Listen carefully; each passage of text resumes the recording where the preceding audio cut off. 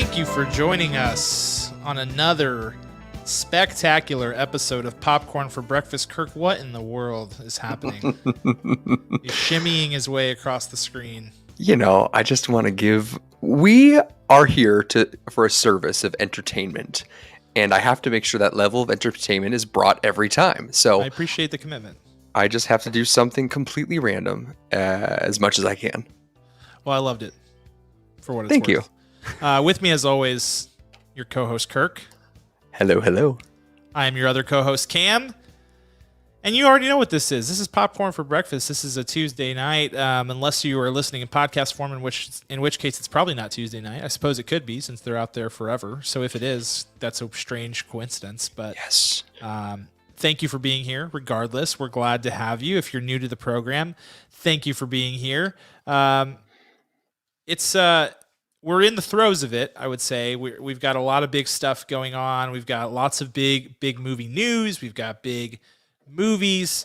We've had a busy week, and this is one of those weeks for me where, just work-wise, it's like you feel like you're just down and out from the beginning. Like you're fighting uphill the whole way, you know, it's like when you're watching a basketball game and your team is down like 24-0 in like the first quarter, and you're like, well, this is over. That's how I felt at 9 a.m. on Monday morning. I don't know. Oh. That's where I'm at. That's not good. That's not good.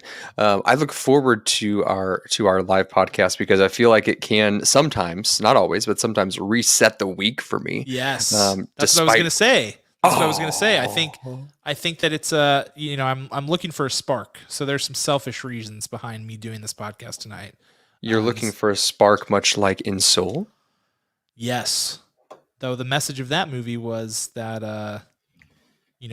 like a spark is a good thing to have, but you don't need it. It's not your purpose, you know? That's right. There's not a single thing that makes that you defines you. Right. You are more than just a spark, Man. Cam Wiggs. That's rich. That's a rich. You better believe it. It's a rich story there, Soul, man. They're getting really heavy with the Pixars these days. Dude, like, I mean, let's have 7-year-old kids really contemplating, existentialism and some of the deeper why questions of life. That's what they really want them doing. Yeah, I think what Pixar's message to everyone is, everyone should be in therapy, but we know not everyone has access to it. So let's put it in the movies, and we'll help you realize your feelings and process things that you haven't thought about processing. That's really what Pixar has become, a surrogate therapist. And hey, that sounds great to me. I'm here for it. It's a service that's needed, and it's like, great. Well, I wanted to watch a movie about,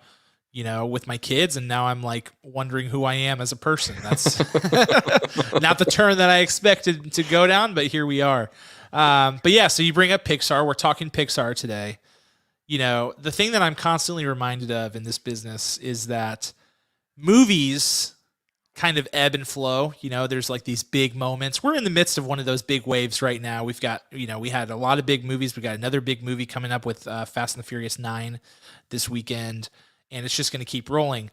But even when it's slow, there's always Disney, the unrelenting content engine that is Disney. There is always Disney news. There are always Disney movies. It just does not stop ever. It never stops. True. And to that end, we're talking about a Disney movie today. We're talking about Disney and Pixar's Luca. That's going to be the movie that we review here at the end. And then we're going to wrap up with a really fun Schoolyard pick. I was shocked that we hadn't already done this. Schoolyard pick of Disney and Pixar films. Yeah, I think we were probably just like holding it back, wanted to have something in our back pocket for episode, I think this is episode 900. So it's a very good anniversary for this to happen on. So yeah, definitely. Give or take 900, I would say. Mm-hmm. So that'll be fun. That'll be hotly contested for sure. I think looking forward in the show program, it looks like Kirk gets the first pick, so he's probably primed and ready to go there. It should be very interesting. The sparks will fly. I'm going to try to think of what your favorite one is. I'm going to take about 10 minutes, and I'm going to say them. Okay, so I'm going to look at your face. I'm going to read your face like Cal Lightman in the Lie to Me series, and I'm going to say them until you flinch, and then I'm going to say, you're looking okay, for micro expressions. micro expressions. That's right. And then I'm going to pick that one, and then the broadcast will end because you'll flip your computer off of your desk. I think. I'll be so mad. I will be. I'm not going to let that happen, Kirk. I'm just going to make a shocked expression or maybe an exasperated expression for the rest of the show. That way you can never read me as you drop your little nuggets. Are you trying to change your baseline, as they say? That's right. Is that what you're doing here? That's right. Well, too bad I've watched the series 600 times. And you are basically Tim Roth. Is what you're saying. I am. One thing, when I first started watching that show, I became obsessed with Tim Roth and all of his mannerisms. One thing he does is he's got this underbite that he always like lets forward. And I caught myself for over a year after watching that show becoming just like this. like a bulldog or a piranha. Yes. And I was like, I got to stop that. That probably doesn't, it looks cool on camera, but I don't know in everyday life here. So I just thought I'd share my truth there about Tim Roth. That's good. And here's my truth. When my life gets stressful, I revert to a childlike state where I just watch shows that remind me of whenever I was a kid. And so I have been watching Dragon Ball Z and pretty much nothing but Dragon Ball Z for like the last 7 days. It's outrageous. I'm 12 basically. I'm just watching the show. I turn it on while I work because I've seen it, so it's like good background noise. It's been good. It's been good. Is that where the dragon comes from behind you? That's right. That's Shenron right there for the uninitiated. That is Shenron. I had to. Turns out you can't like buy. You used to be able to buy the seasons on like Amazon Prime Video, and now you can't. And I wish I had bought all of them at that time because the only place you can stream them now is on the Funimation app, which Funimation is like an anime company.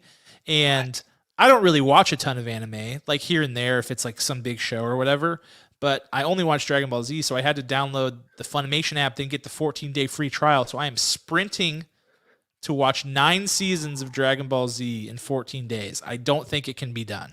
Well, here's what you should do. First of all, we need to talk to Funimation because anime in itself, I don't watch anime, but as I understand, anime is I don't know, it's a cool thing for people who are into it. So why is it called Funimation? I feel like there's a big miss right there with what platform that anime is on. I just think it's like it's one of those things where like Japanese companies have to come up with like an Americanized name and it just doesn't like translate well, you know? Sure. I feel like there's some of that going on. Yeah. Second, I think you should start recruiting people's emails just as logins, nothing else. So that way you can just continue to have 14-day. Oh no, I've definitely I have like 4 Twitter accounts that are linked to 4 different emails. So I've got probably more than 14 days if we're being honest. I can probably string together a few weeks here to get her done. But the sad thing is I won't have it after the fact. So true. That's what's really sad. But maybe I won't need it. Maybe it will fill this void and then I can move on and grow up. Here's what you could do. I tricked my mom a couple of years ago. Hi, Mom, if you're listening. I tricked my mom a few years ago. I said, Mom, I really want Amazon Prime. I can't justify the cost, which is silly now. Then it was not justifiable, but now it's like, whatever, inflation. I told her, I said, Mom, I would like you to purchase Amazon Prime for me in perpetuity so you don't ever have to think of one of my gifts, either birthday or Christmas, for the rest of your life. And she said, deal. So you need to do that. I don't know what the cost for Funimation is, but I think it's a whopping $7.99 a month. I'm like, yeah, right. Yeah, right. Funimation. That's not happening. No way. I think you should build it into a perpetuity plan with one of your gifts for someone in your life. It could even be me, whatever you want it to be. Whoever you want it to be. I like that plan. I like it. Speaking of Amazon, I wish we would have had this stream last night and I could have given you guys all the scoops on the Prime Day movie deals because there were some hot tamales up in there and even into today because Prime Day is now 2 days and they still call it Prime Day. I don't really get that. It's really dumb. But anyway, into today they had the Lord of the Rings 4K trilogy theatrical and extended cuts 4K for $60 and I was like, man, that's a steal. Sadly, I am poor and so I didn't buy it. But what I did buy, what I bought last night on a lightning deal was the first 6 Mission Impossible movies on Blu-ray and digital for $22. That's and beautiful. I own none of them. So I was like, wow, this is an absolute cash money deal. I felt like I was robbing them blind. You did, and actually, Amazon is shutting down as they're of like, midnight dang tonight. it. That one lightning deal really put us out of business. They'll be calling you and begging you to send it back. And I'll be like, never. This is on you, Amazon. But yeah, I'm pretty stoked about that. So that'll be fun. But enough about all this. We got movie news to get to before we get to our review, before we get to our schoolyard picks. So we've got a lot to cover. So I think we better get started. Kirk, what do you say? I would say yes. Do you have actual popcorn? I do. Yum. You know what? I could. Oh, don't crunch on the mic. You know I hate it. I hate it. Hold on. Oh, I really do hate that. It's really bad. Okay, moving along. I'm gonna mute Kirk's mic here in a second. No.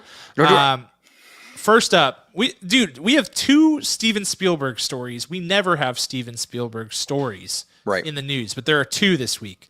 First up, and this is a big one. This is actually really big. This feels like LeBron James signing with the Lakers in a way. This is Steven Spielberg's Amblin, his production company, has partnered with Netflix, and in that deal, what it says is that Steven Spielberg and the company, Amblin, will produce multiple new films every single year for Netflix from here on out. And I don't know when the deal starts. This is being reported by Variety. I don't know the term of the deal, like how long it is and stuff like that. But Steven Spielberg, one of the most storied names in all the films, a true household name, one of the big 3 directors for a while there. It was like Spielberg, Scorsese, and George Lucas were like the household names. That's right. And he's moving to Netflix. He's moving to streaming. What's your take on this story, Kirk? Oh, how the mighty have fallen. Is it falling though? No, that's not true. Assimilate, or if you can't beat them. Yeah. I mean, Spielberg was one of the advocates at the beginning of COVID-19, and even before, when we had some movies that were pushing out to streaming first and having small theaters just to qualify for Best Picture, Best Director, and so on. So it's a pretty shocking revelation, because he's finally realized that is the shift in the industry. You have to compete in both. Both are important, but if you don't get on streaming now, you're done for. And I mean, Steven Spielberg's not 95, he's in his late 60s, early 70s. Like he's got a long run ahead of him still. So I think it's a smart move. It's a little ironic. And I wonder how many people are kind of like giggling in the background, because of this news. Yeah, it is.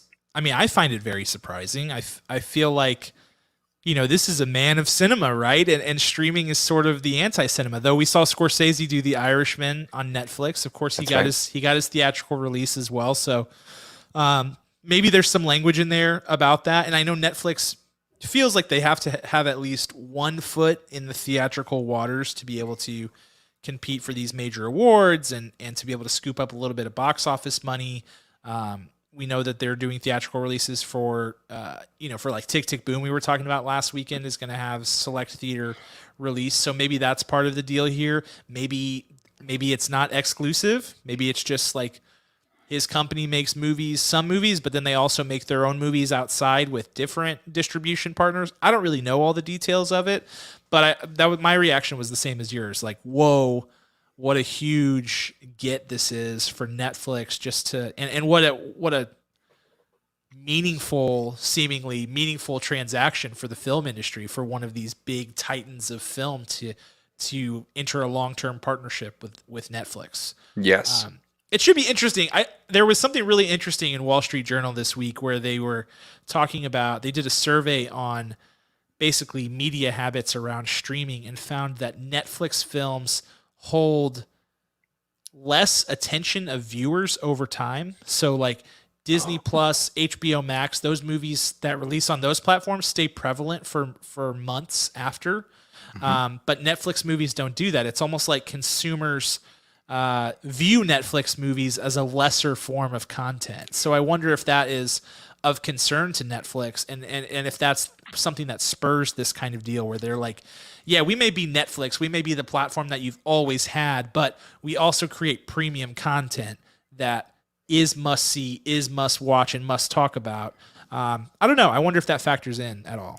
Yeah, I wonder if that's to, Netflix has not gone to a weekly drop on anything. Maybe there was one or two Yeah. shows that they did about this time last year, but really they've stayed away from that model. They continue to be the binge model. So I wonder if that algorithm, that metric, is taking into the prevalence, the longevity of something versus I'm going to crush this in a weekend.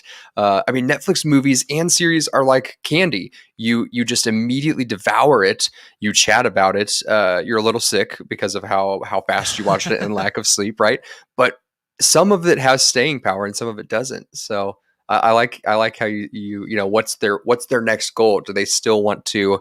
Do they want to balance both? Do they want to just be the ones that's the fastest, or do they want that quality staying power? I wonder if we'll see some of that in the upcoming months, especially with Spielberg joining on. Maybe that's to balance that out even.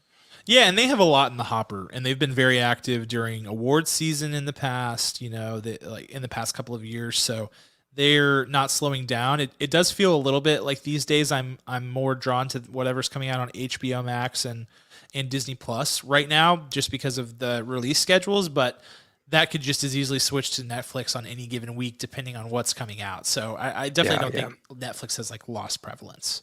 No All way. right. Moving right along, our second Spielberg story. We'll just knock out both the Spielbergs right now. Universal Pictures apparently approached Steven Spielberg about the idea of rebooting Jaws. And not rebooting, remaking Jaws. So this wouldn't be like a Jurassic World situation. This would be an actual remake. Rest assured, the answer was a hard no from Steven Spielberg. Pretty shocking, I feel like. Just whoever thought that they should live after they asked Steven Spielberg that question. I just question so many things. So many things. It's an undeniable masterpiece, Jaws. So it's like one of those things that you don't do. Like you don't remake The Wizard of Oz. Like you just don't do it. You can do different like take on it, or maybe I guess you could do like a sequel or a prequel a la Wicked, but you don't remake it. And I feel like Jaws is in that rarefied air as well. Like you don't do it. Now, granted, Spielberg is remaking one of my most beloved movies of all time, West Side Story, and I have feelings, lots of them, about that. I'm equal parts excited and angry about that movie that he's creating. So, but Jaws would be more of an outrage, I think. Yeah, I think West Side Story leans itself to making a remake more, right? Because even on Broadway, there are revivals of all these classic shows that became the film that we know and love, and they've changed and evolved over time. You can't do that with a straight up movie. I mean, are we gonna, unless someone comes out with Jaws the musical, and then we just revive that, and then that becomes its own version of a movie, and that gets renewed every 20 to 30 years. Jaws the musical. Oh, man, Jaws the musical would be lit. Smile, you son of a. It would give bassists a real chance to shine. Yes. Over and over again. It would be wonderful. It would be. It'd be magical. I think we should write it. So let's approach Spielberg with that idea. I think he might sign on for that. It'd be the first Netflix musical released.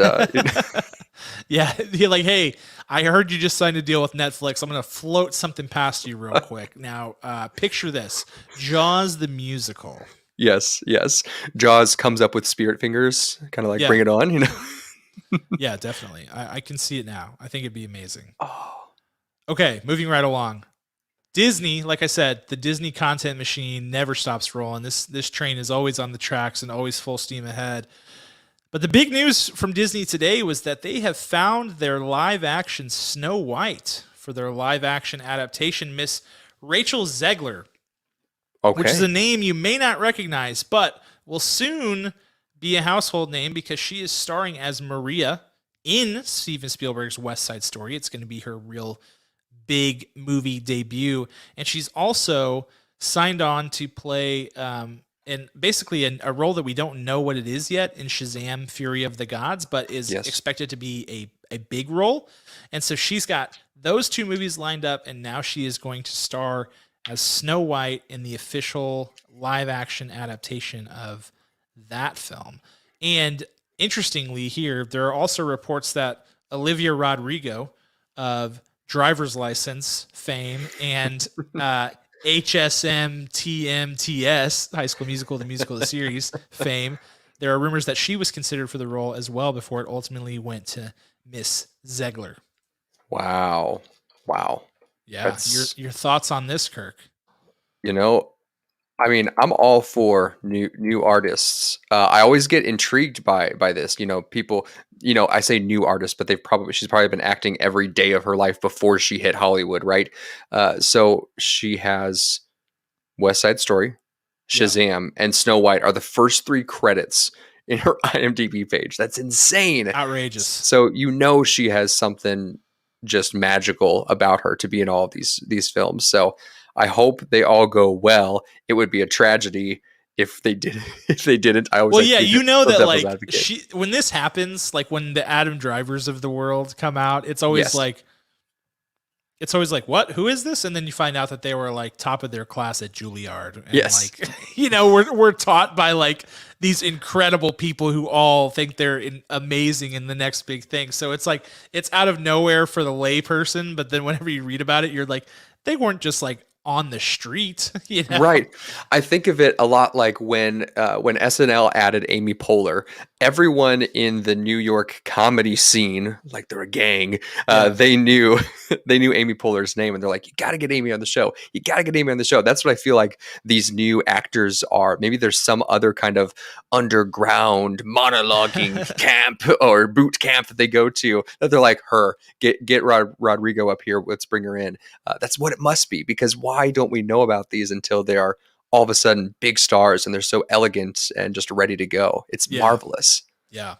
The other side of the story is, did we know that there was a live action Snow White coming? I don't know that I did. I did. Okay. Maybe I just blocked it out of my memory because there's been so many live action adaptations. I'm curious about this one. I'm not a particularly large fan of the original, to be honest with you. I think it's a decent Disney animated movie, but I think they improved on their craft after their first swing at the whole Disney feature film thing. Mm-hmm. So I'll be interested to see how this goes. But they seem to have cast a bona fide star if she's scooping up all these roles. So it should be an interesting project to watch. I'm going to be interested who gets cast as the 7 dwarfs. I mean, that's going to be fascinating. Well, do you think it's going to be CGI and they're going to like do voices, or how do you think they're going to do that? I don't know. Are they going to do like the real actors' faces, but on CGI smushed, like kind of like shrink them? I don't know. See, that's Jackie was asking me. She was like, "Can they even do Snow White and the 7 Dwarves and like make it okay by today's standards?" And I was like, "Well, dwarves can be like I think the dwarves in the 7 Dwarves are more like mythical dwarves, like a la Lord of the Rings. So I think that's fine. But there were also issues with like very recently with people being like the Snow White like kiss while she's dead thing is not okay because she couldn't consent to it. So I'm like, I don't know. I don't know what they're going to do with that if that's like a problem for people. I laugh at it because I think among the things that people are outraged about, that's among the most preposterous that I've ever heard, because it's a fairy tale and it's like, anyway, not going to go down that road. But wondering if they're even going to do that, or like, what is the story even going to be? I'm very intrigued. Very intrigued. Well, we will find out soon. Right after Jaws the Musical hits Netflix in 2027. Yes, that'll be lit. Okay. Couple of quick hitters for you real quick before we jump into our review. Let me get my popcorn because I know that you loved me crunching on it. One second here. I despise it. It's going to make me violently murder you. It's really good. I'm going to come straight to your house and just like bludgeon you. I think it's Pop Secret. It's a movie favorite, Barbara. Yeah, this is horrible. I'm muting you. I'm muting you. I did it. Keep in mind, Kirk, I have all the power. Okay. Quick hitters for real, though. Following Loki, which Disney Plus shifted from its original release date was going to be June 11th, which was a Friday. They shifted it to June 9th, and it released on Wednesday. every Disney Plus series from here out is going to be Wednesday release. And I assume that will include upcoming seasons of The Mandalorian, any Marvel series to come, Monsters at Work, which is a Disney Plus series that's coming out. It was supposed to drop on July 2nd, which I think is next week and is a Friday, right? So I don't know if that's getting moved to like June 30th or what they're doing there, but wow, you got the Sully. That was quick. We didn't even have it planned to talk about Monsters at Work. Oh, but I guess we were talking Pixar, so that makes sense. Yes, we were. Okay, that was like, wow, that is incredible. I don't know how you did that, but now I get it. But yeah, so I guess they're all going to be Wednesday releases. Now, they did say that films, like Premier Access films, obviously will be released on Fridays because that's when they hit theaters, and Disney Plus original films are also planned to still release on Fridays. Okay. But shows will be Wednesdays. I don't know why. How do you feel about the Wednesdays? I don't like it. I don't like it, Kirk. I don't like it at all. I'm like irrationally upset about it. It really has made me quite angry because I had a routine going with WandaVision and with Falcon and the Winter Soldier and even The Mandalorian, where I would wake up early on Friday morning, and it was like a nice treat to kind of like kickstart my Friday, my weekend. Yes. I liked it. And the Wednesdays, I don't end up watching it till 2 days later, and by then I'm like already seeing pictures of Lady Loki all over the internet, and I'm like, well, guess that's what we're doing, and I just really don't like it. I really don't. I also forget that it's, when Wednesday hits and I hit Thursday and I do the same thing. I'm like, last night's episode. No, I know. And there's a panic ensues. I'm with you 100%. I wish that we would have had a little bit more time. I think now Disney is just like, let's just try this. And they just go for it. I think there needs to be more discussion with the public, maybe towards some amateur podcasters. I think that would be the best path forward. Well, here's my thing is like, is this based on the success of Loki? Because if you were to give me the 3 series and say, which one of these do you think people are most eager to see? I would have said Loki anyway. Yeah. You could release it on Sundays at 3 a.m. and you can only release it for 5 hours. And I think people would go and see it, They absolutely would. Yeah. Because he is like one of the most beloved characters in the MCU. So I feel like this is a little knee jerk. I don't know. It is. I guess we'll adjust because there's no going back, but we just want to voice our anger, Disney. I do. I just want to be heard. That's all I want. And change it back immediately, please. You're ruining my life. Not to be dramatic, but you are ruining my life. Okay. Next quick hitter. The new Transformers movie that's coming out, we've talked about it, starring Anthony Ramos of In the Heights fame most recently, and our good friend Dominique Fishback, who we both loved her performance in Power on Netflix with Jamie Foxx. That film now has a title. You ready for this? I don't know if I am, but I feel like you're going to tell me anyways. I am going to tell you no matter what. It's Transformers: Rise of the Beasts. Do you remember Beast Wars, Kirk? I do remember Beast Wars. Beast Wars was awesome. Pretty good stuff. yeah, dude. They like transformed into cybernetic animals, and it was incredible. They had Optimus Primal, who, if I remember, was like a gorilla. And I'm here for that. I hate this franchise like with all my heart. I think it's really bad. I think almost all the movies in the franchise are bad. I liked Bumblebee. I did. But it's hard to get me excited about this movie. But now you got Anthony Ramos, you got Dominique Fishback, you got a new director behind the camera, and it's going to be basically Beast Wars, the movie. I'm coming around on this. I really am. Yeah. What are the chances they bring Shia back? 0. I'm going to say a hard 0. I would bet money on that. Did they kill him off? I stopped watching this franchise. To be honest, I can't remember. I don't think so.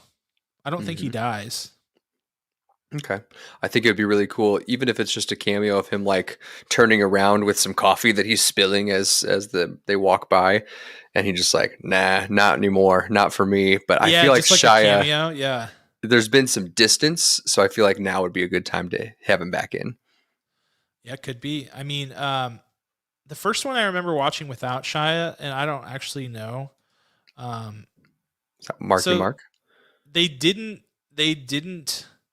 Yeah, that was the Marky Mark one. Was the one that I was talking about. That's the one I remember seeing after Shia.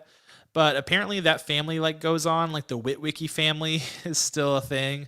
Um, but they say apparently I just googled it in Transformers 5 at some point they insinuate that Vivian is the last Witwicky and therefore Shia would have to be dead, but they don't kill him on screen and he's just like kind of gone. So Interesting.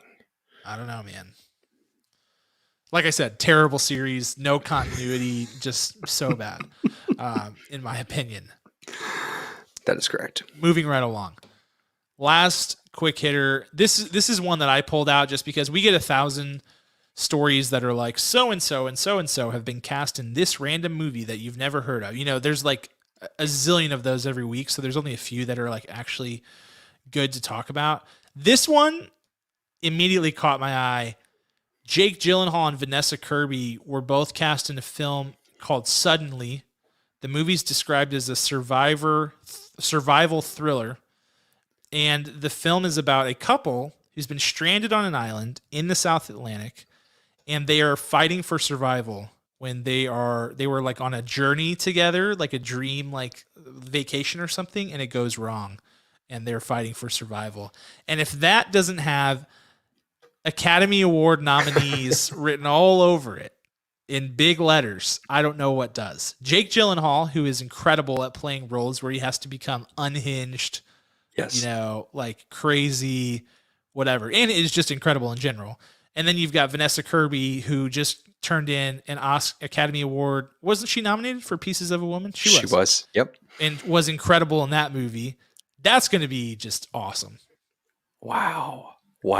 Unhinged is right because he's so good at being pushed to the limits. He's got this slow burn where you can tell that he kind of knows internally that he's going to snap, but he's trying really, really hard not to. But you know he'll get there. Yes. That sounds exactly what I want to see.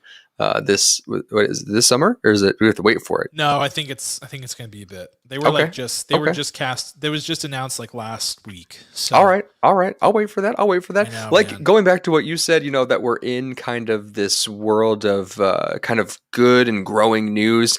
I feel like we've had some hit and misses. Yes.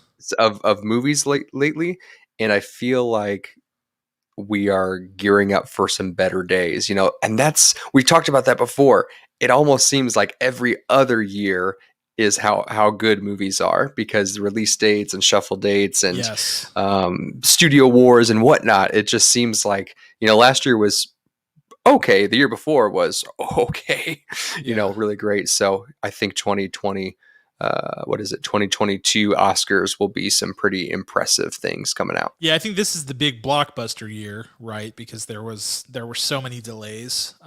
So I think a lot of like the big blockbuster movies, the Dunes of the world, you know, all these Marvel projects that were stuck in the hopper, all, you know, Fast and Furious, James Bond, all these No Time to Die, all these huge movies. Like this will be the year of the blockbuster, and then next year will be like some of the films that were like not as big money films, but like good, really good, solid concepts. Maybe, I don't know. Yes. That's what I'm kind of thinking. Yes. All right, that's all I got. Anything else, Kirk? Any other news you want to cover? I've got nothing else. All right, let's pop it up one last time. You son of a gun. I will find you and I will kill you. My It's a popcorn. fact. All right.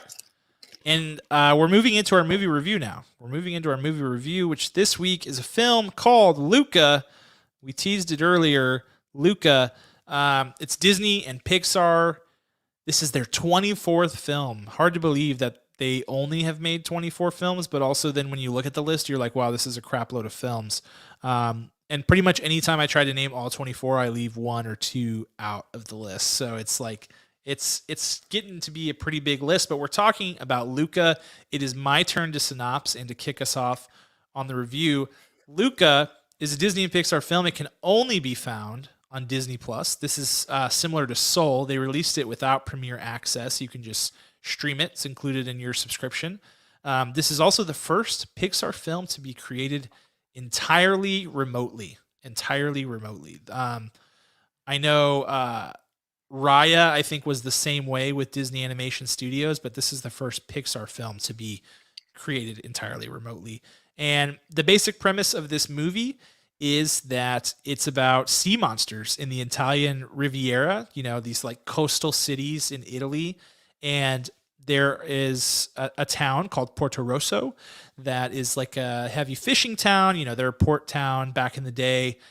I find it hard to get a grip on like what era this movie is in. It's like almost like, I don't know, like 60s, 70s or something like that. Yeah, that part is hard because, Europe has so much. So, like America, we always forget is still one of the youngest nations Right. around. But you go to Europe and you're like, this is. I've not been to Europe, but I've heard. You get just all of this history. You're walking into a time warp that's elegant and current and past, and it's all of the eras. So yeah, picking a time that this came from, I don't know. I don't know that it's that Because specific like or they if had it's record players, they did. but they Yep. had Vespas and they looked kind of nice, and like they had some things but not others. So it's like, I don't know. I was kind of keying in on like that very broad window of like 50s, 60s, 70s, maybe. I don't know. Yeah, and maybe it's like what is it in Big Hero 6 that they call it? San Francisco. San Francisco. Is that what it's called? Yeah. Yeah, I wonder if it's similar to that as far as era. Sorry, I cut you off like an hour ago. No, it's fine. I was appealing for help there on the era. But Okay. basically it's takes place somewhere in that range, maybe, who knows, I don't know.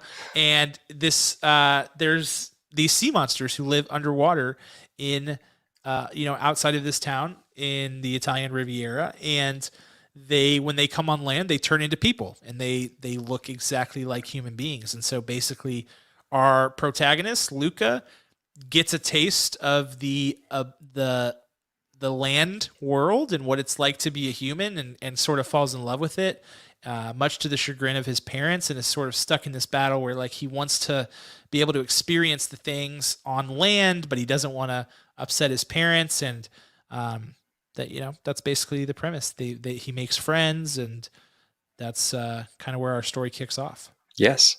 So that's Luca. All right, let's dive into it. Let's start, as we always do, with our acting superlatives. The first one is, and the Oscar goes to, which goes to our best actor in the film, which in this case would be voice actors, obviously. My Oscar is going to Mr. Jacob Tremblay. Jacob Tremblay, who was in the movie Room and did an incredible job in that movie with Brie Larson, and is a budding star for sure. He's been cast in tons of things, but he plays our protagonist, Luca Paguro, and I thought he did a really excellent job. I thought he had a very very natural voice acting feel. You could tell that there was, we always talk about it with voice acting. Sometimes you feel like people are just getting behind the mic and talking. You didn't get that feel with Jacob Tremblay at all. He created a character. He built it from the ground up.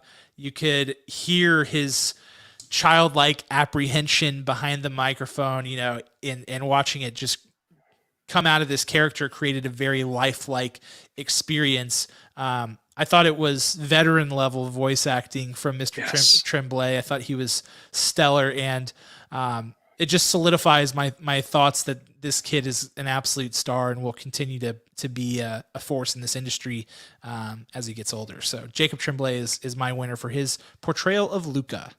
That is perfect. I also chose Mr. Jacob Tremblay. If you haven't seen a film with him in it, you are in for a ride because he is out of this world. Out of this world. I think that in this movie, he has shown just another level of himself, because when you see an actor on screen, you can get lost in everything they're doing and just know that everything they're doing collectively works and they're successful at all of it together. In this one, we're specifically hearing the timbre in his voice, the emotional inflection in his voice, how he expresses his vowels and his T's to the emotion that he's expressing at any moment. And that kind of granular level for a kid his age, an actor at his level of his career, it's unmatched. It's unmatched. We're going to see this kid nominated for an Oscar. He may have already been nominated for Best Supporting from I think Room. he was. Yeah, I think Yeah. he was. Yeah, this is the kid who was in Room with Brie Larson, her Academy Award winning performance. This is just unmatched. And there are so many wonderful little things that he does that just aren't like in your face, that are also kind of make it kind of special, his performance in this. Yeah, you know what I was just thinking about? We talked about him when we talked about Doctor Sleep. Yes. Do you remember? He was in that movie very, very briefly. Yeah. And spoiler alert, if you haven't seen Doctor Sleep, put earmuffs on for the next 10 seconds. He gets violently murdered. Yes. And that scene is so shocking and so intense, and it's like the most intense scene in the movie, and it's because he does such an insanely good job. They said that during that performance he was like, the other actors were shook by how realistic of a performance he gave in that scene. This dude is next level, seriously, way beyond his years in terms of skill. And Yes. yeah, like Kirk said, going to continue to rack up the awards, I'm sure. All right, we're moving on to Scene Stealer, which is our breakout performance, our surprise performance, someone who really stole the show, as the term implies. And I'm going with Jack Dylan Grazer, who plays Alberto. And Alberto is Luca's best friend. He is also a sea monster, but Luca first encounters him in sea monster form, as he's like scuba diving in the suit and he thinks he's a human. And then Luca watches awestruck as he just sort of casually walks onto land and then walks back in. And Luca, this is like shattering Luca's entire reality. He's like, what are you doing? And he soon just becomes totally enthralled with the whole aura that this character Alberto gives off. And Jack Dylan Grazer, who I believe was in Shazam. That's right. The best friend, or is he the? Yeah, the best friend slash foster brother. Yeah, the best friend slash foster brother, who is like his counterpart and sidekick. Mm-hmm. But he does such an incredible job creating this aura. I think the character design did a lot of the work here, for sure. Like, the character design was great. I loved how his eyelids were always like half closed, like giving that cool guy kind of vibe. And but the voice acting was impeccable here. I really loved it. I thought that his jokes, his like dry delivery and sense of humor was hilarious. I thought that the energy that he brought, because he's supposed to be this really like kind of crazy, off the chain, like will do anything, like they're like riding Vespas off ramps that are balanced on a turtle's back. He's and these are like, he's like man-made this thing. So he's pretty nuts, and his voice acting totally conveys that. But then he also has some complex emotions that his character isn't fully like aware of, like self-aware of. And so he has to convey that as well, which is difficult. And I thought he did an incredible job, and I thought Alberto was a great character, due in large part to the great voice acting by Jack Dylan Grazer. Wonderful. He was wonderful. Silencio, Bruno, as they say, to quiet their inhibitions, their what if monsters, if you will, Yes. to just go for it. Excellent choice. This one was a difficult one, but as I thought back through the movie, and when I watched it for the second time with my kids because they loved it, the voice that stuck out to me was Mr. Lorenzo Paguro. Yeah. Voiced by Mr. Jim Gaffigan. Jim Gaffigan. Dude, Jim Gaffigan has been on the scene longer than we can actually realize. Before he was the world's favorite dad comedian slash just favorite comedian. His voice, when it comes through, the uniqueness and the specificity of humor that he delivers, he's just a person who knows exactly who he is, and he's the guy at the dinner table that you come to that you're just ready to hear talk, even if it's the saddest story, because somehow it will sound funny and hilarious because of just how he speaks and how he looks. He's just full rounded a comedian. Jim Gaffigan's voice penetrates everything, and his style, his choices, his delivery just make you want to come back for more. Him as the dad in this almost if you watched this on social media, we were talking about the best dads, the best movie dads, which Yeah. Cam pointed out. Who'd you point out again? Marlon, Nemo's dad. He has a little bit of that fear in him. He's more of the laid back parent, but then he like kind of freaks out. He's like, whoa, this world is big, and we can't have our son running around and losing him in it. And as he comes up above the water, we see him physically transform from a sea monster to a person, and he's not so laid back anymore. And I think we hear that very loud and clear from Jim Gaffigan. I mean, I can't stop laughing every time he just opens his mouth. It's that simple. He's the scene stealer for me.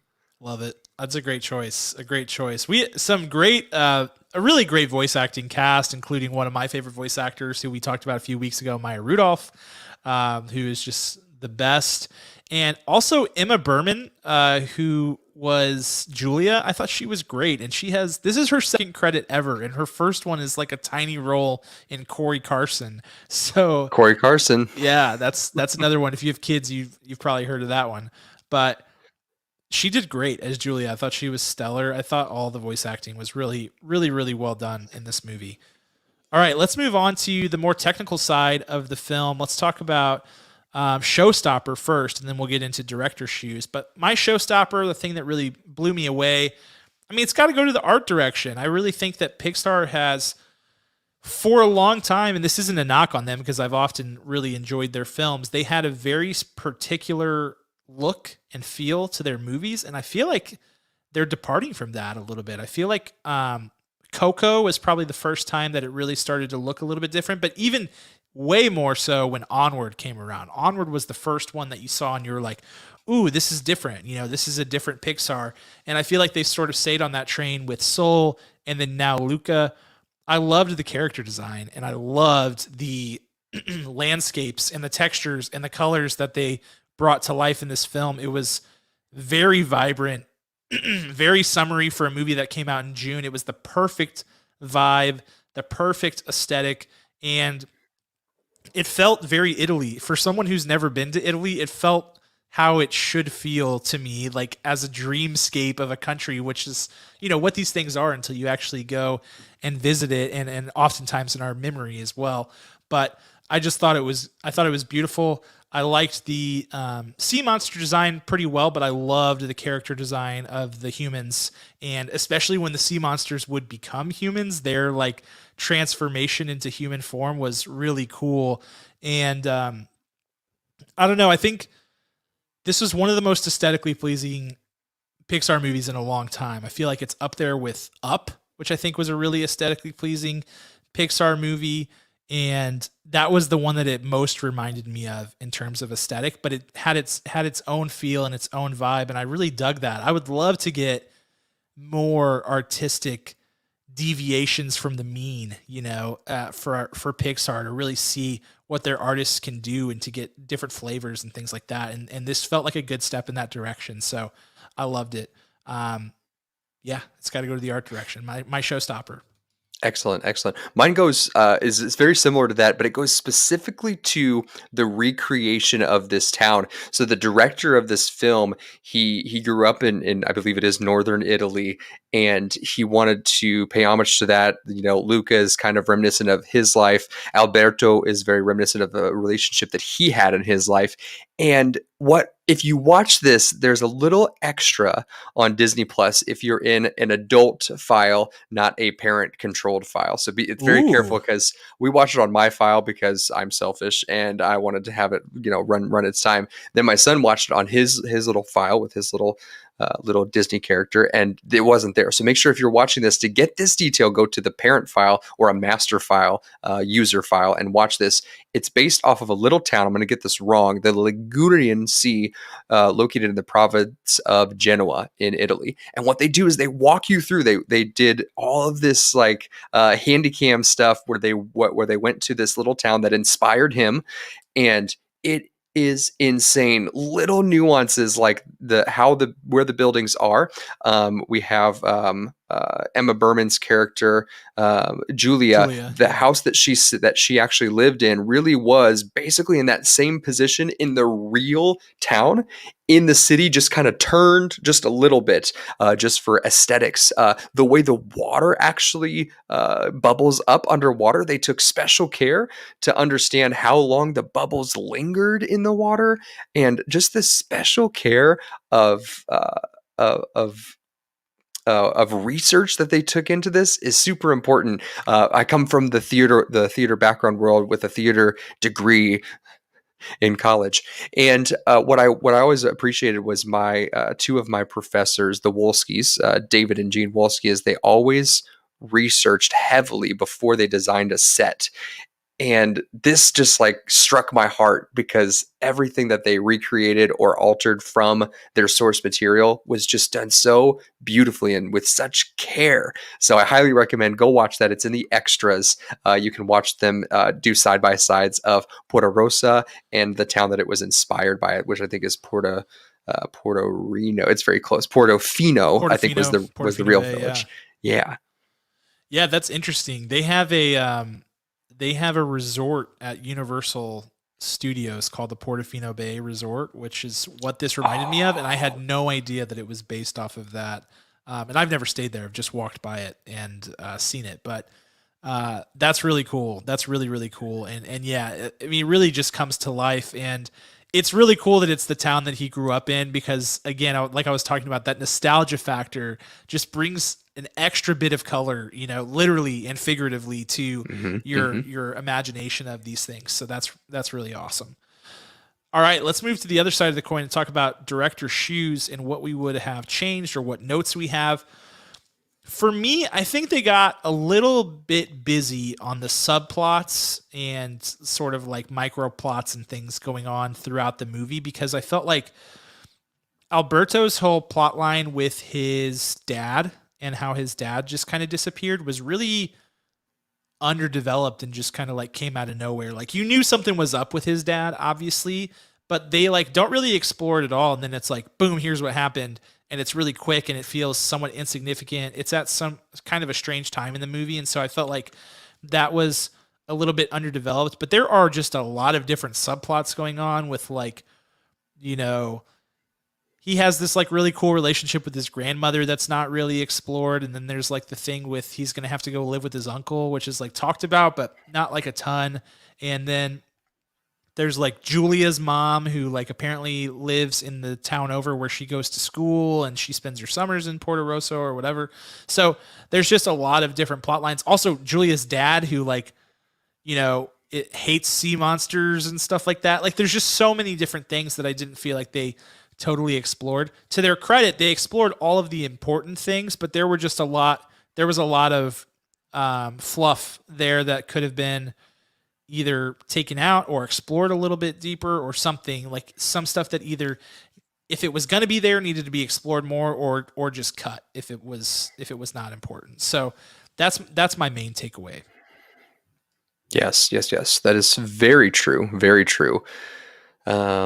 I don't want to say the same things as you, but that's what struck me as well. I'll lean into the dream sequences because this movie, we've seen obviously all of the Lord and Miller animated movies, and then of course most recently Mitchell's vs. the Machines, and now Luca is kind of like the most recent big animated movie from different studios. What I loved in this is the animation was kind of similar. They used mixed textures, mixed techniques to give you a bigger depth, a more unique depth of storytelling. So that was prevalent in here. But what they could have done, what this movie could have leaned on, was having these dream sequences that get abruptly stopped, like just shattered, kind of broken expectations. So as these dream sequences start for Luca, they go for a long time and they kind of pop up out of nowhere too. I think those could have been reduced. I think they could have been maybe stricken altogether, maybe just one dream sequence. I also think that there was a strange delay in introducing characters. So Julia's character, I think she was introduced way too late in the story. Yeah. And those subplots, I think they were introduced way too late in the story to be like, wait, is this the way we're going? The Vespa was a big deal. And then it was all of a sudden they were like, but is that the biggest deal? Do you want us to think it's the biggest deal? I'm fine if it is. It could be a true like kids comedy. We had Spielberg do Monster House, which was a true kids horror movie. So is this like a true kids comedy? And the Vespa is the ultimate goal in this? Like that's fine. It never went there. And I kind of wish it would have leaned into that a little bit more and would have had a true Disney comedy for kids, just like gut busting, super silly. And it's fine that it didn't, but it was a little shaky on which direction it wanted to go. Pulled it all together, like Cam said, but I wish they would have held firm to which one in a stronger way. Yeah, I agree. I agree with that. All right, let's give our final thoughts on this movie. I'll kick us off there. I think Luca is a strong entry into the Pixar portfolio. I think it's definitely worthy of its its new partners in that catalog. You know, Pixar has made some of the most storied animated films of all time, some of the most successful animated movies ever. And I think sometimes a movie comes out and you're like, oh, that's not Pixar. You know, that doesn't meet the mark. I definitely don't think this is one of those films. I feel like this one does meet the mark. But what I would say is this movie does have a slight bit of an identity crisis. I think they get a little too busy with all of these different plot lines, like I said, and I think they're missing just like one good punch, you know, to really drive home the story, drive home the emotion, because the movie's funny, it's not hilarious. The movie's heartfelt, it's not, you know, super emotional, make you cry kind of thing, at least for me. And so I feel like while this movie was great, I think it has a decent amount of rewatchability, not extremely high rewatchability. It's just got a few things that hold it back from being a superb animated movie. That said, I still think it's a great animated movie. It's one that, in my experience, and it sounds like in your experience, Kirk, kids really like. My son really enjoyed it, and it sounds like your kids enjoyed it, which is the ultimate goal. So that's great, right? It's not for, you know, two 30-year-old guys to talk about on a podcast. Like that's probably not their ultimate dream, but nonetheless, I think it's good. I think it's even great, but I just don't think it is in the 9s for me. So I'm giving it an 8.7 out of 10 kernels. I think that's great. Yeah, this movie is easy to watch, and I'd watch it multiple times, but man, I'll tell you, Soul was on just constantly at our house when it came out. Inside Out, when my kids discovered it, constantly. This is not a movie that they have asked for after the second and a half viewing of it. There's nothing, like you said, there's nothing heartbreaking or extremely heartwarming about it. It's not lukewarm, but it's not like a super easy noticeable home run. Sorry, Sully just fell down. He agrees with me. Sully. I just he's just fallen on the ground because my hands are full of popcorn for me to give my score today for Luca. So I have in my hand 10 kernels. Not all 10 will remain. I will tell you here. 9, 8.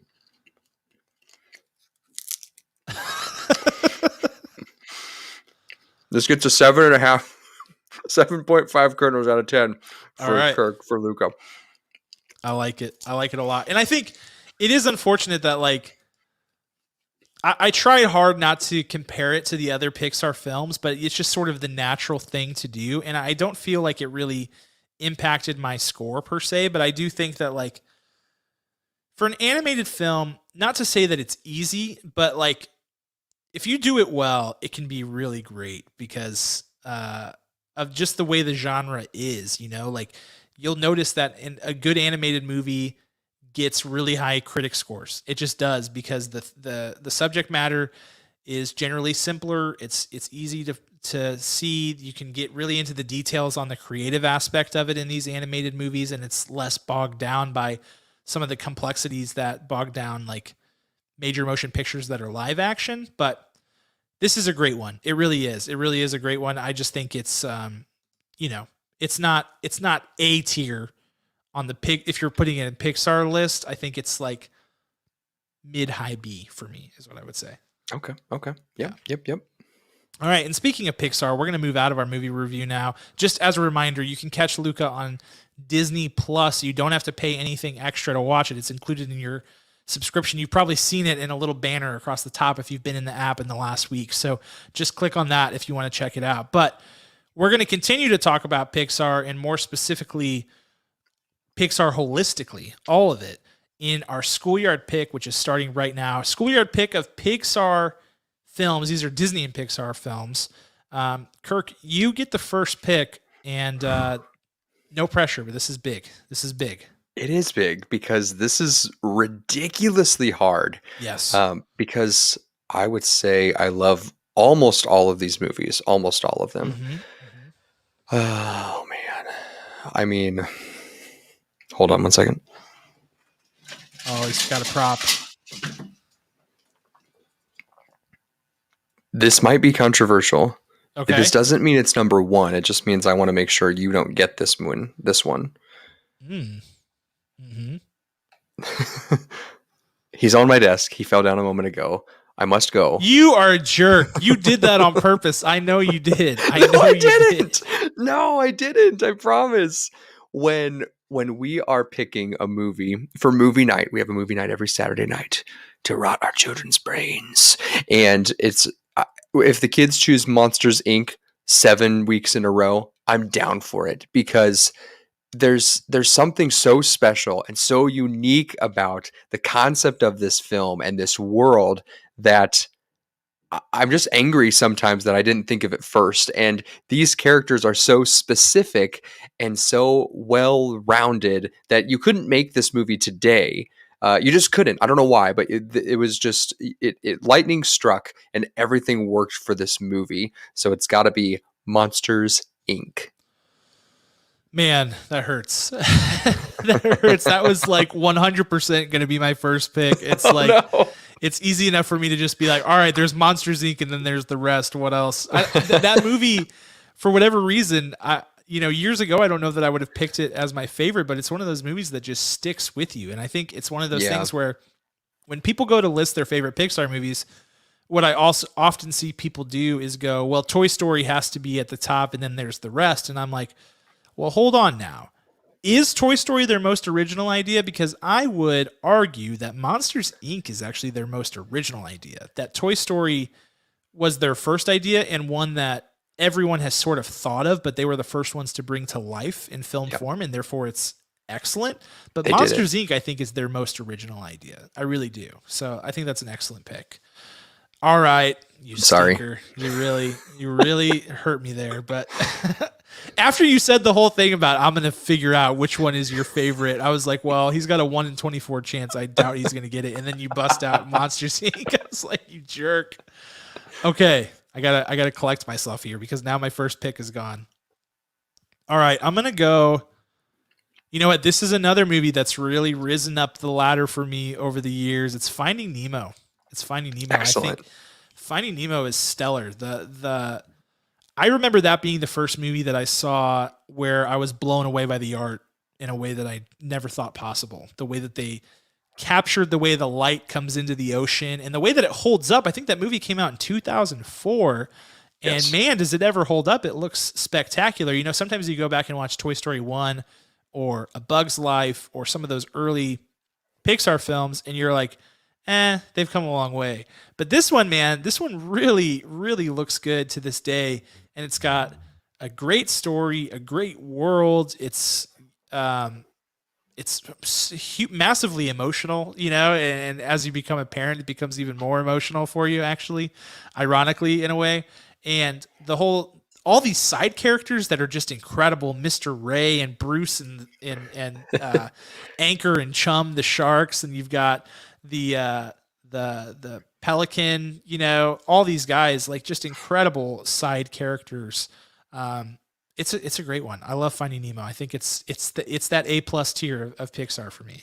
It is. Next up, man, I got something for you. Hang tight. Oh my gosh, this guy.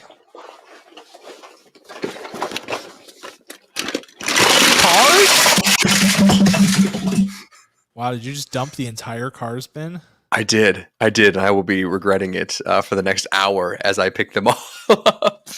I have to go with Cars. They're very wonderful. We talk about world building all the time, and this is twofold. This everyone kind of also to the same effect as Toy Story, right? Like everyone always kind of thought, like, what if your toys? What if we saw a movie where your toys came to life, right? But what if cars could talk and they had feelings and they had but they were just cars. Like their bodies were still cars, and I think it's an all timer. If you get a chance to go to Disneyland and go to Cars World to Radiator Springs, it's absolutely mesmerizing what they've done in recreating the exact same world as we see in Radiator Springs in the film. I mean, toys have been around for so long, right? Since the beginning of time, so for kids to learn through play and create. But how was this the biggest like thing? I don't know. Like my kids have my son in particular has all of the cars, like every single one of them. He's got it in its little steel die cast. So I just wonder, will there be anything as big as that in relation to toys besides Toy Story and besides Cars? Can they do it again in some other way, either with Pixar or with Disney? I mean, every kid that I know who grew up during a specific era, born after like 2005, let's say, went through a Cars phase. Yeah. Every one of them. They all know who Lightning McQueen is. They all know it. And it's just, yeah, for whatever reason. And part of the reason is that kids are naturally drawn to cars. They're like, lots of toys are made in Cars forms, a large amount of cars. I'm gonna mute Kirk so we don't have to listen to him clean up all the cars that are on his lap. But all of the cars are like every kid has and plays with cars, I feel like, to some extent. And so the fact that this is like a world with characters and all of that in car form makes it really easy. Like my kid constantly plays with cars, has all these like Mario Kart Hot Wheels, has all the Cars toys, like loved this movie just based on that. So yeah, I feel like it's one of those things. And I don't know that they'll ever come up with anything that's more groundbreaking or more popular with kids. It's hard to imagine them doing that. All right, I'm going with my second pick, and it's gonna be a toughie. Though Cars was not on my list, so that makes it a little bit easier for me. Okay. I am gonna go with here's my surprise pick for you. I'm gonna go with Toy Story 2. Toy Story 2. Which I think I've already said on this podcast. I don't know if I have or not, but I believe it to be the superior Toy Story movie, actually. Because I think, like I said, Toy Story 1, from an execution standpoint, immaculate. Truly immaculate.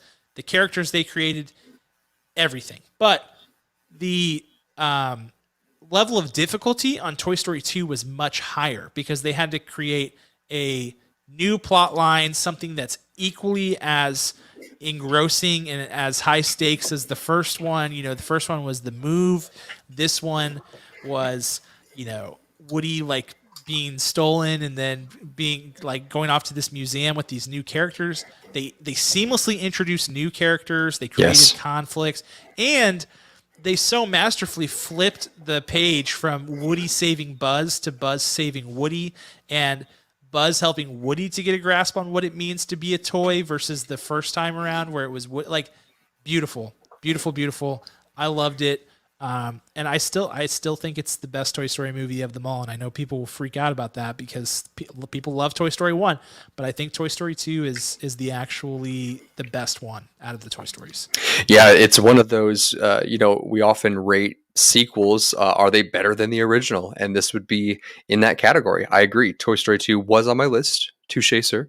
You have defeated me. Gotcha. I mean, that has all the toys, all the variations of toys. Look at all these potato heads for Star Wars. It's incredible. I can't get enough of Toy Story. Even in people have issue with as they go along with their staying power, but I still think 1 through 4 are all still solid. But 2, it's up there. It's probably it is number 1. Yeah.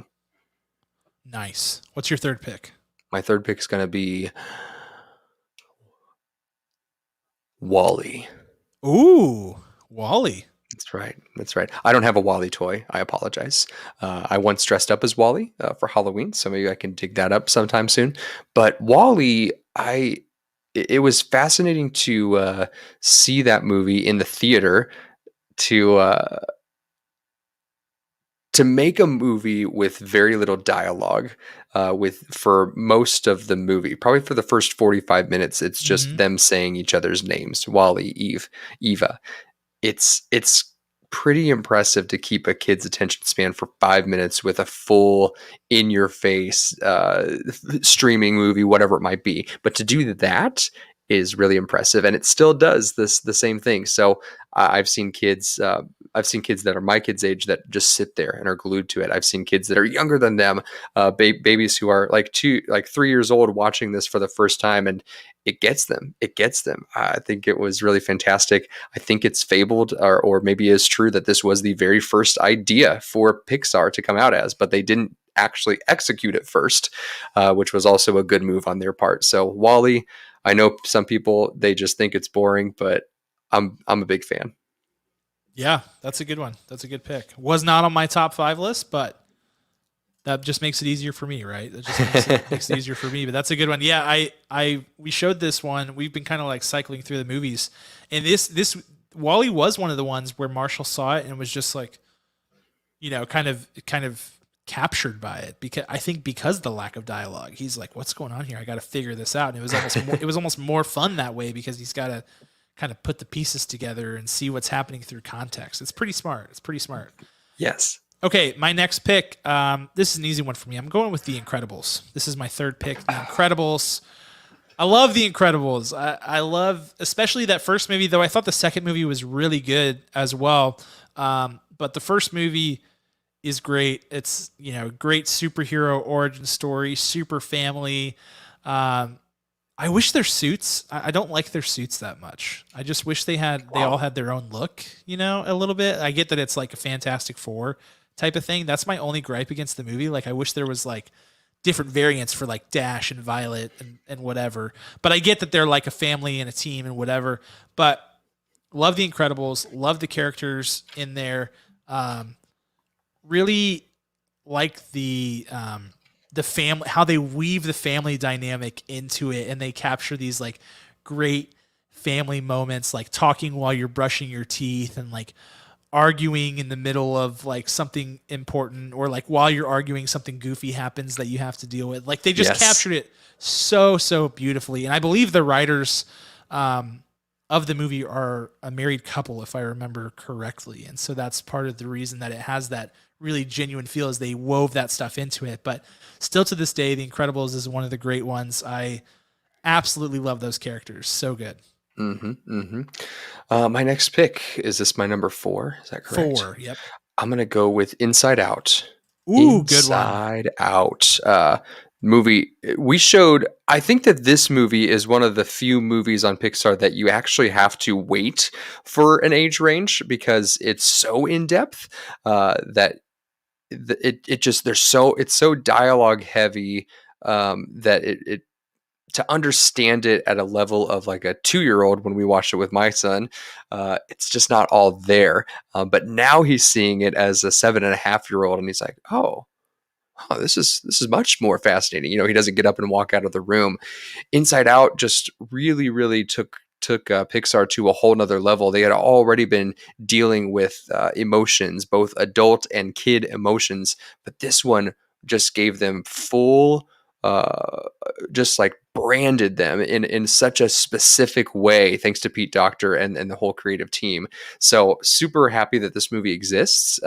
Super excited to see more movies like this exploring those. Just like we talked at the top of the show, it feels like a mini therapy session for kids. Like, they hold on to something that's like a truth with your emotions, and they kind of deliver it to you. It's kind of like scrolling through TikTok, and you're like, yeah, that is some good advice. I'm gonna listen to that.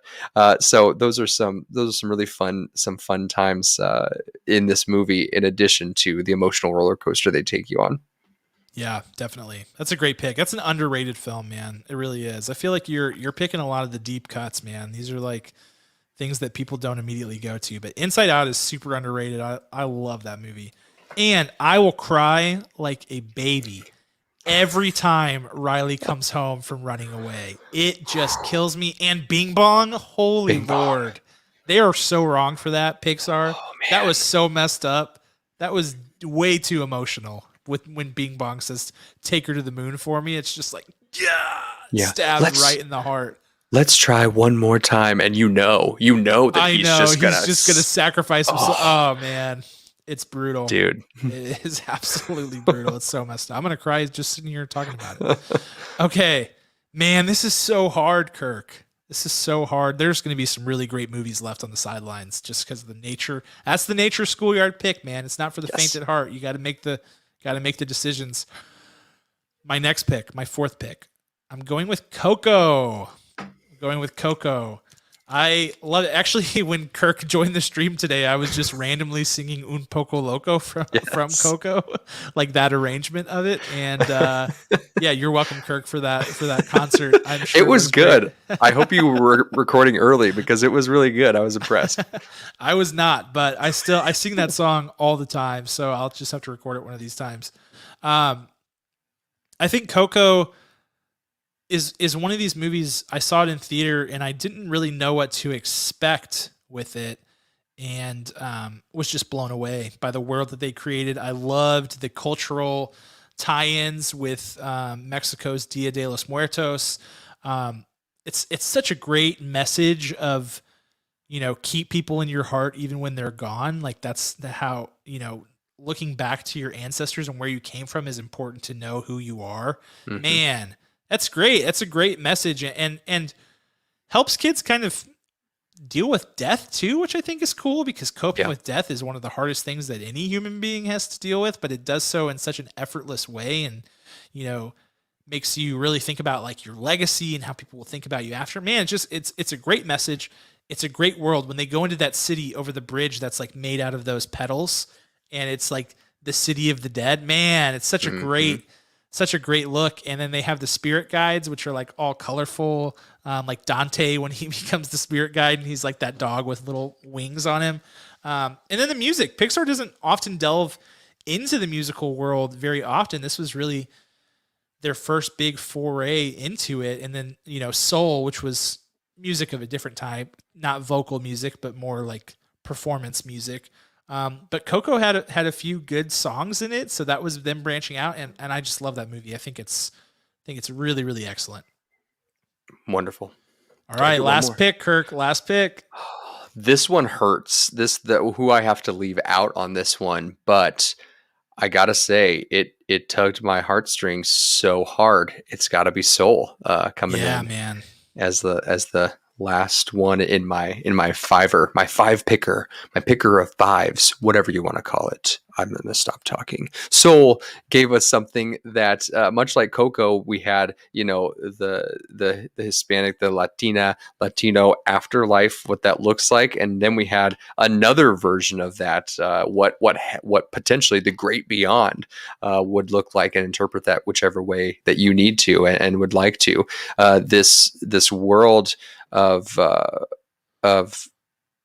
just, again, intention and specificity in a movie makes it so much more vulnerable, makes the risk bigger, and when it works, and it worked with Soul in such an amazing way. I never thought that, again, as a 30-year-old man, I would be learning from cartoons, and this is exactly what these people are going after. Not really. They're probably going after kids, trying to open up their horizons and really make them critically think about these bigger issues, or really help them connect the dots. And they do it so easily that it's just easy to watch. And so, like you said, the construct, the jazz music going into this is just so easy to watch. I'm still on the hunt for a vinyl record of Soul so I could play it in my house, because it was available right away. And now I can't find it anywhere, and I should have bought it, because having that on in the background would just be really nice. And suddenly I'm now, from a 30-year-old man, I'm a 70-year-old man wanting to listen to jazz on my vinyl record player in my living room. Yes, it's a great choice. It's one of the more recent films, but man, it just quickly rocketed its way up to the upper echelons of Pixar. Such a great movie and an excellent pick. I gotta say it, man. I'm leaving Toy Story on the board. It's hard. It's just, and it's solely because I just wanted to pick one Toy Story film. I didn't want to be like Toy Story 1, Toy Story 2. Those would have been the ones that I would have picked. But this one is up there as well, and I feel like this is an under the radar pick. I'm going with Onward. I loved Onward. When I saw it, I was surprised with how much I loved it. I loved that story of brotherhood. I thought the voice acting was stellar. I thought the artwork was unique and different. I liked the world building. I liked all of it. And it made me cry like a baby as well, which is always a key for these like upper tier Pixar movies. And yeah, I thought it was great. Tom Holland, Octavia Spencer, Julia Louis-Dreyfus, Chris Pratt, incredible voice acting talents on that movie. And yeah, as someone as a dad of two boys, I think that one hits a little bit closer to home because that's sort of the whole message of that movie. And yeah, it was pretty intense. I took my wife to see that movie while she was pregnant with our second son, and she was an absolute disaster by the end. By the end of the movie, I felt so bad. I was like, I didn't know. But she loved it too. So it's one that we rewatch actually pretty frequently, and it's only just over a year old, so it made a big impression on me. But yeah, I'm going with Onward for my fifth and final pick in our Disney and Pixar schoolyard pick. Yes, what I love about Onward, it kind of marks a big point in time in our lives, especially too, because it was the last movie I saw in theaters before COVID hit. Because the very next week, that was everything was shut down, and then around Easter, they're like, we're releasing it early to Disney Plus, which thank goodness, because the rewatchability on that is huge. You could turn it on anytime. It's wonderful. Absolutely. Yep, that was fun. Schoolyard pick of Pixar films. Let your hot takes fly right at us. I know that people have them. I know that we left some big movies off the list. Up, Ratatouille, Toy Story 1. Most of the sequels got left off of the list. Yes, I've got them all. Shuffling through bins of toys on a live broadcast. It's so loud. Anyway, that was fun. But I guarantee people are screaming right now, like, Ratatouille, how dare you? Toy Story 1, what in the world? And I know people love all of them, okay? So just let it all out. Vent to us. Let us know all your hot takes. I want to hear them. We'll post this on social so you guys can play along. It's fun. It's a fun game. But that's all we've got for you today. But we do have a lot of other stuff going on. Loki, episode 3, this is on the way. And technically by the time that this airs in podcast form, it will be out. So our series Spilled Popcorn, which takes place in podcast form and also video form, is available on YouTube and on your podcast providers, where we deep dive into each episode, talk about everything that's going on. We talk about what we think is on the way. We speculate a little bit and give you some analysis. So that's been a lot of fun. This show's off to a rockin' start. Can't wait to see tomorrow's episode. Maybe I'll wake up early. I doubt it because my schedule's all thrown off like I talked about earlier. But I want to check it out. Kirk, we got a Discord server. We'd love for you guys to connect with us on Discord. The links are in the description. Whether you're listening or whether you're on the stream, you can connect with us there. We're going to be doing this again next week because we do it every week. And that movie, if you want to get ahead on your homework assignment, is going to be Fast and the Furious 9. Or is it, what is it? Is it called F9? Is it called Fast and the Furious 9? Kirk, help me out. I think it's F9, and I'd really like to know what that is on the computer keyboard. I think it's like opening mail, like on Outlook. Oh, it's like an Easter egg. Yes, it's actually, there's going to be a secret letter that Ludacris opens. Where's it at? F9 somewhere. Yeah, there it is.